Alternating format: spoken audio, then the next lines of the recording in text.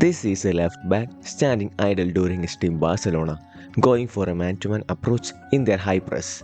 Let's look how Barcelona's wide pressing scheme intended to work. The first line of pressure had their two wide players, Yamal and Rafinha, coming inside to press the opposition players inside the box. Behind the first line, the advanced center players, the striker, and the attacking midfielder are covering the opposition's deep center midfielders. Usually, teams build up using these technically sound center midfielders, and thus Barca, as expected, is strictly marking them. The midfield line is staying in the central zone, protecting the area in front of the defense. Opposition is equipping it with an advanced midfielder, and also the threat of the striker dropping to the zones is present. So Barca had their midfield pivots well positioned to cover these danger zones. Here it is a 2v1 in favor of Barca at this moment, and there seems no way for opposition to progress through the middle. The wide defenders has come inside. Why? Because the right back Kounde is man marking his winger who drifted inside. On the other side, the left back has moved higher to opposition half, leaving his man for the center back. It seems he is equipping himself in a position to quickly press the opposition right back in case of a direct overhead ball from the keeper above the first line of press. At the moment, Barca is going man to man almost everywhere. All the fullbacks are left unmarked in this pressing setup, and Barca even have a numerical overload in the center. As soon as the ball is played from the center back to keeper, Barca starts their press with Rafinha cutting off the keeper's right-sided passing lane, forcing him to the left. Now the opposition has a direct free player in the left back, which Barca left free. So Kounde immediately tries to close him down, so that opposition will have everyone in their ball side man mark. Also the central options are pretty covered by Barca, so no visible threat is present at the moment. From a wider perspective, things look under Barca's control.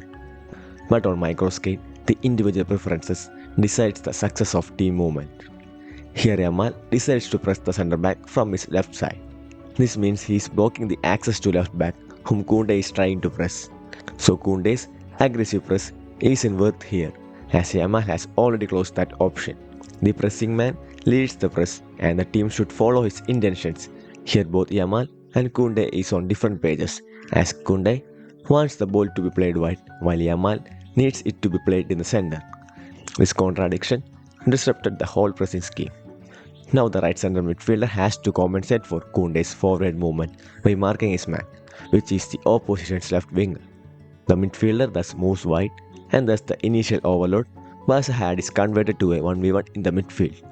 The center back has just one option now, to play to the center, and he did it with a sharp pass to the dropping midfielder. Though the midfielder was marked, it wasn't a tightly marked one. It's because the opposition dropping midfielder is in a larger space with a lot of area to move. So it's not possible for Barca's center midfielder to stick on to such a player. Moreover, he has a job to protect the space in front of the defense, and thus all center midfielders will be reluctant to leave the zone at first. He did a great job by following the dropping midfielder to deny him from turning and attacking Barca's half. But it wasn't enough there. As you might have guessed, there is a clear third man available for him to play in the first stage. The third man, or opposition's right center midfielder, is totally free here.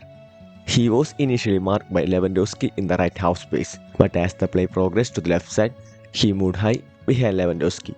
Since Lewandowski is a forward and is keen to take advanced attacking positions, we can't expect him to keep track of the right center midfielder who has moved so much away from him.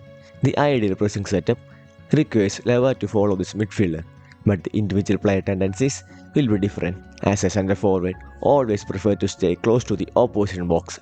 Now the picture is very different from what we saw seconds earlier, where everyone was marked, with Barca even having an overload in the same central zone. Here player is totally free to attack the Barca's isolated center backs pinned by a striker. The right winger can't be marked now due to the center threat. The Barca left back's aggressive position has left his flank free for the right winger to attack. He exploited that space and scored a goal. Barca's high-risk pressing setup was compromised due to the contradiction between Kounde and Yamal's pressing preference. Since the team has opted for such a high-risk approach, any flaw from an individual could disrupt the whole team, and it happened. This can be solved either by aligning the individual preferences with the team intention.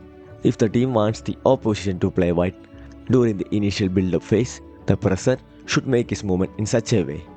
The other solution is to create pressing traps and wait for the opposition to fall into it. This does not need a straight man-to-man approach from the start. Instead, press is engaged on certain triggers. Therefore, the backline can stay in place for most of the time, avoiding such risk we saw in the sequence. Let's discuss this some other time, as this is a broad concept that is out of this video's topic.